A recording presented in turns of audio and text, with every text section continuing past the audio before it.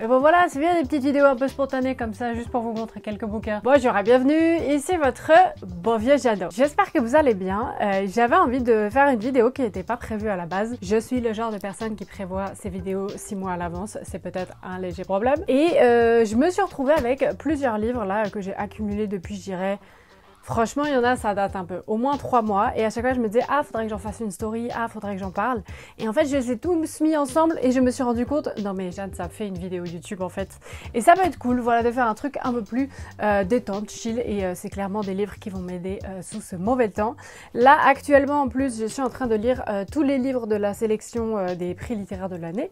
Donc, je dis pas non à moi-même m'auto-faire kiffer en regardant les livres que je vais lire bientôt. Parce que voilà, ça va du bien. On va commencer avec un livre que je suis trop contente d'avoir reçu. C'est cette petite beauté. Attendez, est-ce que vous allez pouvoir voir à quel point c'est joli? Et je vais vous montrer aussi dedans. C'est un peu sous forme de carnet. C'est Cornelius, notre booktuber préféré, qui l'a fait. Et il avait lancé un petit crowdfunding pour que son livre puisse se faire. Et en fait, c'est un carnet de voyage qui se passe au pays du soleil levant. Et j'adore, c'est trop mignon. Je sais qu'il y a mis beaucoup d'amour. Non mais c'est trop beau. Attendez, est-ce que je peux vous montrer dedans encore plus près? Genre regardez, les dessins, ils sont genre... incroyable, je trouve ça tellement magnifique et trop pipou et franchement je suis trop fière de lui, c'est un super ami donc j'ai trop hâte. Moi je suis jamais allée au Japon mais peut-être que ça va me donner envie, je dis pas non, après c'est les finances, hein, souvent le problème, mais voilà, je voulais d'abord vous parler de celui-ci. Ensuite je voulais vous parler d'un livre que j'ai pas acheté mais que j'ai piqué entendons-nous bien, emprunté on va dire, à un artiste que j'adore qui s'appelle L'Hémophile. Je vous mettrai son profil juste en dessous. En fait je l'ai découvert il y a quelques temps à un concert et j'aime trop ses textes. Genre, à chaque fois que j'écoute ses textes, limite je pleure, j'ai un truc dans l'œil. Je vais pas me mettre à pleurer, non, tout va bien. Ça me parle trop, je trouve ça magnifique. C'est pas que déprimant, hein. Il y a aussi des très beaux textes et je sais pas, sa manière d'écrire, je la trouve incroyable. Et il faisait un open mic il y a une petite semaine et j'ai décidé d'y aller et de lire un texte en public, ce que je n'avais jamais fait, sachant que j'écris mais de manière un peu, voilà, sporadique. Et avant le moment open mic, du coup, il a chanté et il a cité quelques poèmes d'un livre et donc du coup, j'ai regardé par curiosité et je lui ai dit est-ce que je peux te le piquer en fait, sachant que je lis vite. Et c'est un livre qui s'appelle Tuer l'avenir de Galina Rumbu. Rumbu, j'espère que je le prononce bien. Oh, on voit pas du tout avec les lights. C'est de la poésie, sachant que la poésie, j'en lis pas des tonnes, mais j'en lis vraiment quand ça va pas. C'est genre le seul truc que je suis en capacité de lire. Chaque fois que je me fais larguer, je lis de la poésie. Donc si vous voyez que je parle beaucoup de poésie dans mes stories ou sur YouTube, potentiellement, je me suis fait larguer. Et en fait, on va se retrouver pendant la guerre en Ukraine. L'autrice, elle écrit ce livre à ce moment-là. Et donc, l'Hémophile, Tom, il nous a lu quelques passages que j'ai trouvé trop beaux, où cette autrice, elle vit avec son fils en Ukraine pendant la guerre et elle essaye de faire de son mieux pour protéger son petit. Donc voilà, j'ai lu 30 pages, mais j'ai hâte de lire la suite. Et ensuite, ce week-end, il y a eu un petit craquage. Je suis allée chez Shakespeare & Company. C'est une librairie dans laquelle je vais pas souvent parce qu'elle est souvent blindée et que j'ai l'image que c'est plus cher que les autres, mais en fait, c'était complètement un délire de ma part. Je m'étais dit, ma limite, c'est 3. Après, quand j'ai commencé à en avoir 4 dans les mains, j'étais en mode, ma limite, c'est 5. Et finalement, j'en ai acheté 4. Et un t-shirt. Donc, en vrai, je me dis, bon, ça va. Mais c'est mon métier et je peux me mettre sur la thune de la boîte. Donc, on adore. Alors, je voulais vous parler d'abord de The Coin, déjà parce que la couverture incroyable, je suis une grande fan de high kick et sachez que je peux faire des high kicks, voilà, vous avez l'information. C'est de Yasmine Zaher. Ça nous raconte le point de vue d'une jeune femme palestinienne, de ce que j'ai compris, qui vient plutôt d'un milieu aisé, etc., mais qui est un peu coupée de ses racines et qui va essayer de commencer une nouvelle vie à New York. Voilà, sachant que j'ai lu quelques autrices palestiniennes cette année, à chaque fois ça a été des énormes coups de cœur. Je me suis dit pourquoi pas, ça fait plaisir. Ensuite j'ai acheté The Glow de Jessie. Attendez, du coup je vous le montre mais moi je le vois pas. Jessie Gaynor, juste parce que je voudrais avoir ce glow sur ma peau. Excusez-moi, genre, quelle est votre routine madame? Ça a l'air un peu d'être un livre franchement qui se lit vite et qui est rigolo. C'est l'histoire de Jane Dorner, bosse à la fois en relations presse. Elle doit un peu vendre tout et n'importe quoi. Et puis d'un autre côté, il y a la Jane de 29 ans qui est complètement paumée, qui sait pas quoi faire de sa vie, jusqu'au moment où elle va rencontrer un couple, Cass et Tom. Cass, elle est en train de devenir une influenceuse. Et voilà, il y a l'air d'avoir une dynamique entre les trois. Ça m'a intriguée. J'avais pas forcément envie de trop en savoir non plus sur le livre. Je me suis dit, vas-y, laisse-toi un petit peu tenter. Mais voilà, il y a celui-ci. Ensuite, pareil, je me suis grave laissée tenter par un livre qui s'appelle Cuckoo. Cuckoo? Comment qu'on dit ça en anglais? Cuckoo, je pense, de Nell Fritzel, qui est un livre qui est pile dans mes sujets. Ça parle de famille, ça parle de deuil, ça parle de trauma. C'est pour Jeannot. C'est l'histoire de Nani. Elle vient de perdre son papa et elle se rend compte qu'en fait, elle a un frère dont elle n'a jamais entendu parler et elle va donc aller à sa recherche, le découvrir. Et à côté de ça, elle est enceinte. Elle ne sait pas encore si elle veut le garder puisque clairement le père, il va pas être très présent. Donc voilà, c'est un peu la question qui est écrite sur le livre. Who gets to be in the family? Qui sera dans la famille? Celui-là, franchement, j'ai trop hâte. Il y a moyen que je l'emmène là ce week-end. Puisqu'au moment où... Oh, j'ai un truc. Oh, depuis tout à l'heure, j'ai un sticker. Je ne l'avais pas vu. Parce que j'ai acheté cette petite beauté à Mélanie de la chaîne La Manie du Cinéma, qu'on embrasse très fort. Allez voir sa chaîne, elle est incroyable. Mais au moment où vous regardez cette vidéo, moi, je suis dans un train où je suis déjà arrivée. Bon, je sais plus. Mais je serai à Antibes, chez ma tata. Donc, il y a moyen que, entre quelques lectures littéraires des prix littéraires, je fasse une pause. Et enfin, le dernier que j'ai acheté, c'est de Bernardine Evaristo, Girl, Woman, Other. Celui-ci, bon, ça fait très longtemps, je pense, qu'il traîne dans ma pile à lire et que je le vois un peu partout. C'est mon crush qui est du moment, qui me l'a recommandé. Où du coup on en parlait et je lui disais mais ce livre j'ai déjà essayé de le lire et à chaque fois genre au bout de quelques pages je suis un peu perdue et elle m'a dit genre en fait il faut réussir à se forcer un petit peu et passer ces quelques pages et je te jure qu'après ça va devenir ton livre préféré. Donc je lui fais confiance aveuglement, très clairement. De ce que j'ai compris, on se retrouve au Royaume-Uni et on va nous raconter l'histoire de différentes femmes. C'est que des femmes noires si je dis pas de bêtises et il y en a une vingtaine. Donc moi direct mon crush je lui ai dit mais tu sais moi j'ai une mémoire nulle, genre je vais oublier les personnages et elle m'a dit genre t'inquiète, genre vraiment ça va le faire, ça va prendre un peu de temps au début mais tu vas voir qu'en fait tout le monde est un peu connecté, donc j'ai hyper hâte. Je pense que c'est le genre de livre où il faut que je sois un petit peu posée pour le lire quand même et que potentiellement je le commence en livre audio, voilà soyons honnêtes, mais j'ai trop hâte, je pense que je ferai un format court là-dessus. Et ensuite donc ça c'était les achats les plus récents et en fait il y en a 4 en tout, dont deux que j'ai acheté quand j'étais à Reims, ou Rouen. Et je vous en ai pas parlé, je les ai mis vite fait en story. Est-ce que déjà on peut parler de cette couverture? Genre, excusez-moi, je peux vraiment vendre mon âme pour ça. C'est La mer chantera ton nom de Laura Nsafou, qu'on adore. J'aime trop ce qu'elle écrit, j'aime trop qui elle est de manière générale. Je vous invite à aller voir son compte Instagram. Elle fait du contenu vachement éducatif qui est très cool. Et donc là, je vous lis un peu le résumé. Sur l'île de Gorée, Inou rencontre Salif, un mystérieux pêcheur qui la séduit avant de disparaître. Peu après, la jeune femme découvre un corps échoué sur le sable. Elle a l'intuition qu'un secret lié au pêcheur et dépassant les lois humaines se cache derrière ce meurtre. Ça a l'air beaucoup trop bien. J'ai l'impression qu'il y a un peu de fantastique. Voilà, ça parle de pouvoir, de divinité. Et voilà, c'est Laura, donc je suis genre en mode forcément ça va être bien.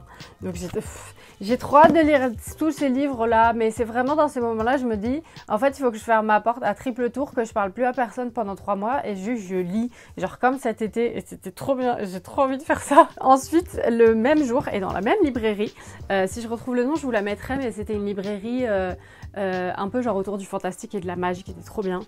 Je retente une autrice que j'ai déjà tentée et vraiment ça n'est pas passé, mais moi je suis beaucoup deuxième chance. J'ai envie de croire que peut-être parfois on s'est trompé, on a fait des erreurs, on n'était pas la personne qu'on était et ça peut changer. J'ai donc tenté, peut-être également un peu pour la couverture. Cette petite beauté, c'est donc Le Familier, si j'arrive à lire à l'envers, de Lee Bardugo. Et en fait, à chaque fois que j'ai essayé de lire cette autrice, bon déjà, c'est quand même une petite pavasse. Chaque fois que j'ai essayé de la lire, mais c'est une jolie pavasse quand même, si je veux me permettre. Chaque fois que j'ai essayé de la lire, c'était en anglais. Mon niveau d'anglais est bon. Mais je me dis, quand c'est des sujets un peu complexes, genre dès qu'il y a du fantastique, etc., ça aurait été mieux de le lire en français. Et je crois que Lee Bardugo, c'est quand même un peu ce qu'elle fait. Ça parle de magie, ça se passe au Attendez, est-ce que j'arrive à lire les siècles? Oui, 16e siècle à Madrid. On va suivre Lucia qui plonge dans un monde d'hommes de foi et d'escrocs aux côtés de Gulien Santagel, un être immortel à la sinistre réputation qui l'aidera à parfaire sa magie. Oh là là, ça a l'air trop bien. Celui-ci, je vais peut-être attendre un tout petit peu parce que ouais, pareil, j'ai envie de me plonger, limite le lire d'une traite. Et c'est un beau bébé, donc ce sera peut-être pas pour tout de suite. Et il y a 2 autres livres que j'avais achetés il y a un long moment. En fait, j'avais acheté des livres pour je sais plus quelle vidéo et je m'étais laissé tenter par les recommandations des libraires. Celui-ci, je suis certaine que c'est chez Smith & Son qu'il était mis en avant et ça fait un peu genre la couverture une fois de plus.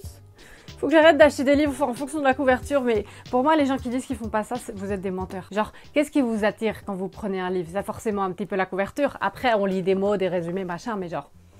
forcément la couverture. Moi, c'est aussi toujours la première même pas la première page, genre la première phrase. À chaque fois, genre, j'y mets beaucoup d'importance. Se retrouve en hiver, donc parfait pour la période. Je vais attendre un tout petit peu du coup pour le lire. Et une nuit, il y a 4 personnes qui disparaissent. Et parmi ces personnages, il y a Becca, qui est une ancienne amie de Nora, qui va essayer, qui est un peu notre personnage principal et qui va essayer de découvrir tout ce qui s'est passé. C'est de l'horreur fantasy, il y a de la magie. Très magie et fantastique à Voigiano en ce moment. Soit c'est magie et fantasy, soit c'est deuil.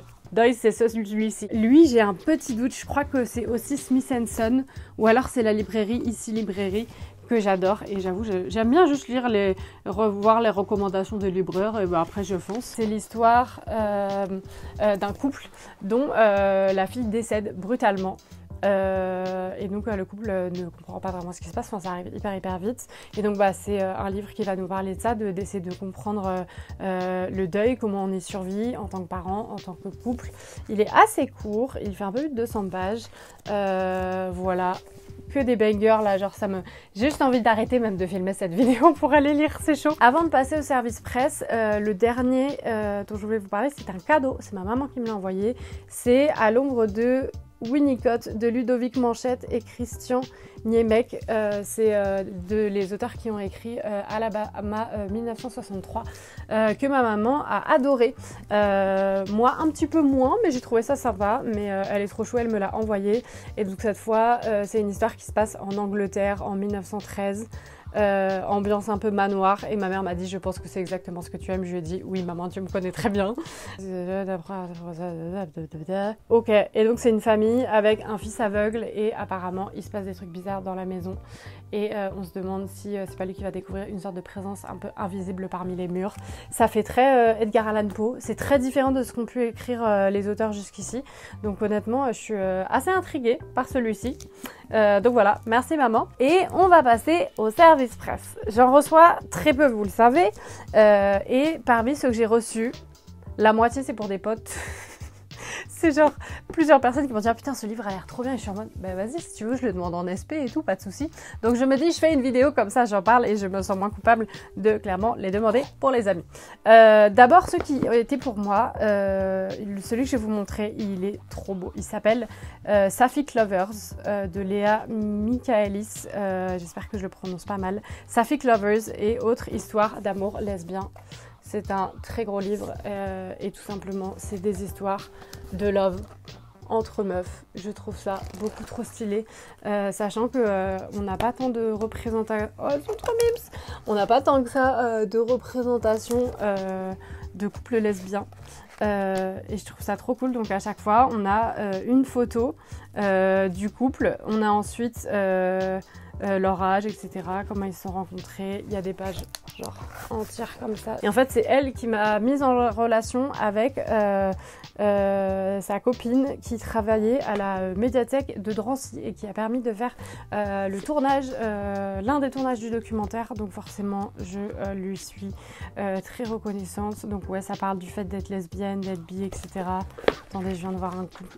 Il y a deux couples beaucoup trop mignons. Regardez, genre déjà... c'est 2 dames, genre excusez-moi, est-ce que vous voulez pas m'adopter? Et ensuite, on a 2 femmes assez âgées, ce qui est hyper cool en termes de représentation parce qu'on voit pas toujours des couples très âgés, enfin très âgés. On a Marianne, 52 ans, et Emma, 67 ans, en couple depuis 2 ans et demi. Regardez comment elles sont stylées! Est-ce qu'on voit? J'adore. Donc celui-ci, je l'ai pas demandé directement, mais l'autrice me l'a proposé. Je dis oui, franchement, ça m'inspire de ouf.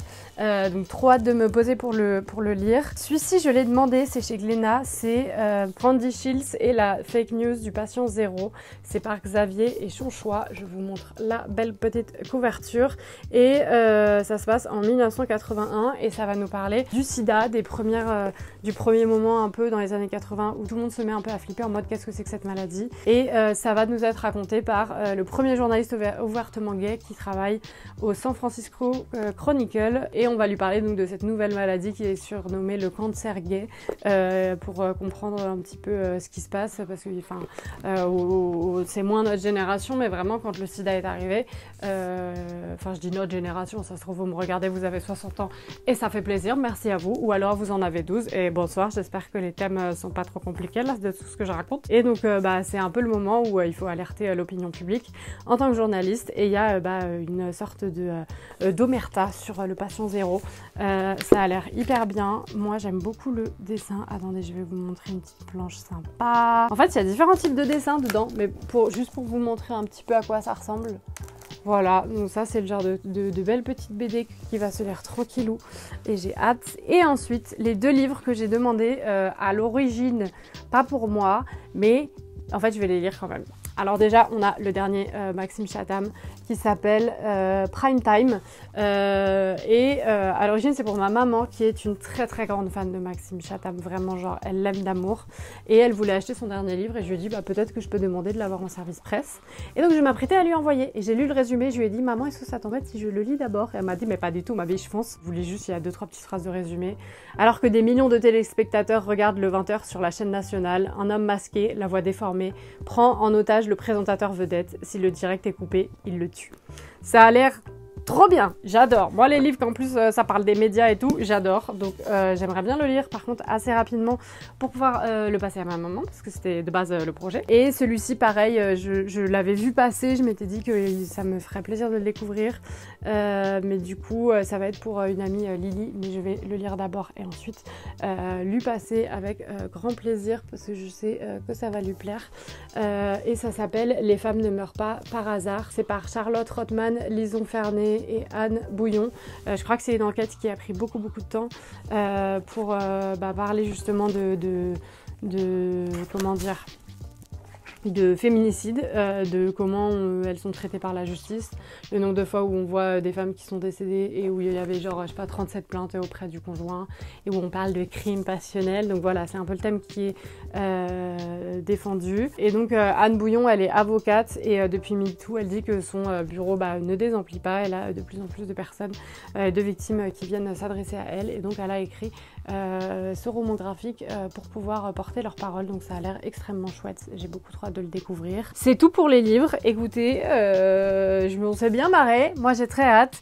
Je voulais finir avec un truc qui n'a rien à voir, mais qui fait partie des trucs qui me font vachement kiffer. J'adore les fidget toys, vous savez, les petits jeux un peu avec lesquels on peut s'amuser. Genre de base on dit que c'est pour les enfants, en fait c'est pour les gens clairement qui ont de l'anxiété. Souvent dans les musées il y en a, genre celui-ci je l'ai acheté chez Pompidou, et celui-ci je l'ai acheté au BHV. Regardez, attendez, je vous montre.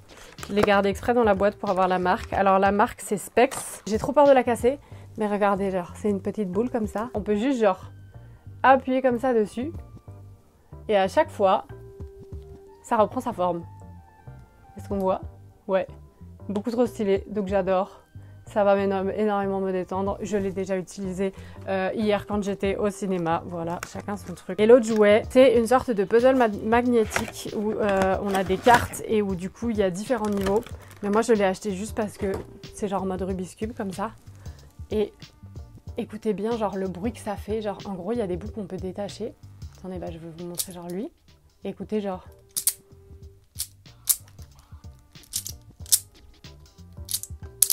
C'est le petit moment ASMR de la vidéo.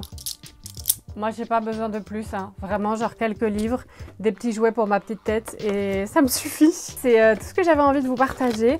Maintenant que ça c'est dit, moi je vais retourner à mes lectures pour vous faire la prochaine vidéo qui sera du coup, désolé pour le bruit, sur les lectures de prix littéraire là, de la saison. Franchement pour le moment ça va, j'ai pas encore lu des daubes, voilà, mais j'ai commencé par ceux qui m'intéressaient le plus. En attendant, je vous recommande très vivement, attendez c'est bon j'y arrive, d'aller voir la dernière vidéo d'Aléa, pareil je vous la mets en barre d'infos, c'est une amie et elle fait des vidéos géniales et je suis trop contente qu'elle fasse des vidéos parce qu'elle était un peu en pause sur YouTube et là ça y est c'est reparti. Pareil pour Qu'est-ce qu'on lit qu'on adore et qui sort plein de formats en ce moment. Et Aléa a fait une vidéo sur le prix concours de cette année versus le prix concours d'il y a genre 100 ans. C'est trop bien, donc je vous encourage vivement à aller voir ça. Trop contente de vous avoir fait une petite vidéo, voilà, un peu plus détente, un peu plus chill. J'espère en tout cas que ça vous aura plu. Si vous appréciez mon contenu, vous n'hésitez pas à faire un petit tour sur mon Patreon, voilà. En ce moment, il n'y a pas des tonnes de partenariats, soyons honnêtes. Et je continue d'avoir envie de vous faire du contenu et surtout du contenu ambitieux qui nécessite d'embaucher du monde tout simplement. Donc voilà, un petit coup de pouce de fin d'année. Si vous ne savez pas quoi m'offrir, vous pouvez aller sur mon Patreon. Et puis moi, je vous dis à très vite pour une prochaine vidéo. Allez, salut!